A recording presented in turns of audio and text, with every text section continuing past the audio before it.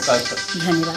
स्वतंत्रता दिवस में कलेक्टर साहब ने सम्मानित किया, किस वजह से सम्मानित किया? पहले तो हम आपको धन्यवाद देंगे द्विवेदी जी कि आपने हमें इस काबिल समझा कि आप हमसे आए इंटरव्यू लेने। सबसे पहली बात तो यह है कि हम शिक्षा की जगत में कहीं भी बच्चों का कार्यक्रम होता है तो चाहे हमारा स्वास्थ्य ही खराब हो, हम पीछे नहीं हटते हैं। और अभी कलेक्टर साहब के हाथों कुछ दिन पहले ही अंकुर अभियान जो हमारे मुख्यमंत्री शिवराज सिंह चलाए हैं वायु दूत ऐप के माध्यम से, उसमें भी हमें माननीय कलेक्टर साहब महोदय ही सम्मानित किए हैं।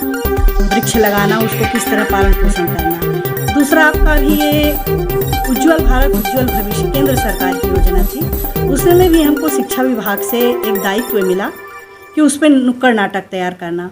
उसको भी हमने बखूबी कुसमी में और आपके भंवर सिंह चंद्रेह में प्रस्तुति दी और बहुत काफ़ी सराहनीय की, सभी ने सराहना की। और माननीय कलेक्टर साहब खुद मौजूद थे उस कार्यक्रम में। उन्होंने हमारी प्रतिभा को देखा है कि हम कितना मन लगाकर काम करते हैं, चाहे हमारा स्वास्थ्य खराब ही हो, लेकिन अगर किसी ने जिम्मेदारी दी तो उसमें पीछे नहीं हटते हैं, पूरा तन मन धन से एकदम सहयोग करते हैं। रही बच्चों की बात, तो हम बच्चों के लिए भी जहाँ हमको कोई ड्यूटी मिलती है तो हम समर्पित रहते हैं।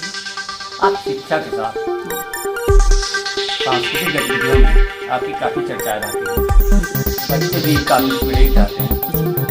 क्या स्थिति है कि आप बच्चों को सांस्कृतिक कार्यक्रम में अव्वल दर्जा दिलाने के लिए इतना प्रयास करती है? क्या वो हमारे वायरस जो अपनी विरासत से मिलते हैं। हमारे पिताजी यहाँ पर सीधी में रामदास पांडे जी म्यूजिक टीचर ही थे और गर्ल्स कन्या हाई स्कूल में ही थे, और बचपन से ही हम संगीत के क्षेत्र में ही आगे आए हैं और काफ़ी मतलब हमने संगीत के क्षेत्र में काम किया है। संगीत विषय से ही हमने हायर सेकेंडरी भी किए हैं, म्यूज भी किए हैं और काफ़ी डिग्रियां संगीत में हासिल की हैं। तो हमारा पूर्ण उद्देश्य था कि जो कला हमारे पास है हम बच्चों को भी वो दें, चाहे जहाँ भी जिस क्षेत्र में हो।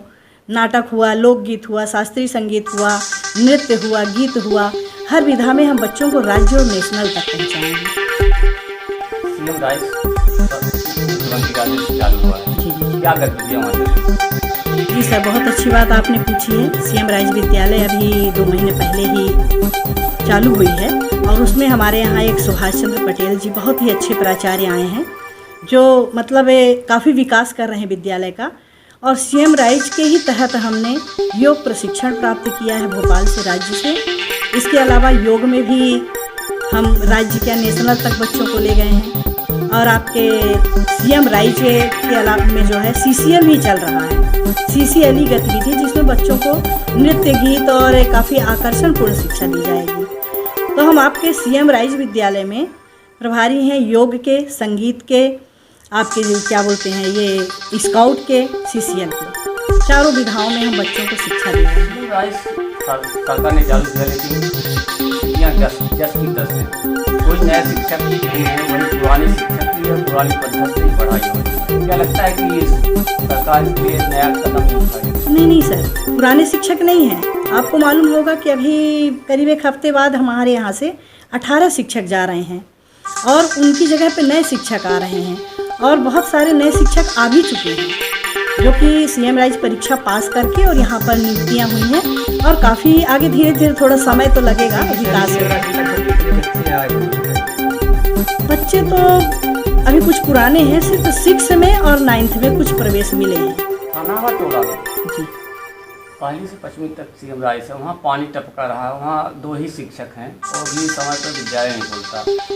कुछ लोगों ने मांग किया कि कन्या विद्यालय को निजी हुआ बच्चों को शिफ्ट किया जाए। क्या लगता है, सही है? सर थोड़ा सा भी देखिए, कोई भी नया काम करने में थोड़ी सी शुरू में दिक्कत तो आती है। अब चूँकि अब एकदम से लागू हुआ है, 2 महीने में इतनी जल्दी पूरा सुधार होना तो मुश्किल है।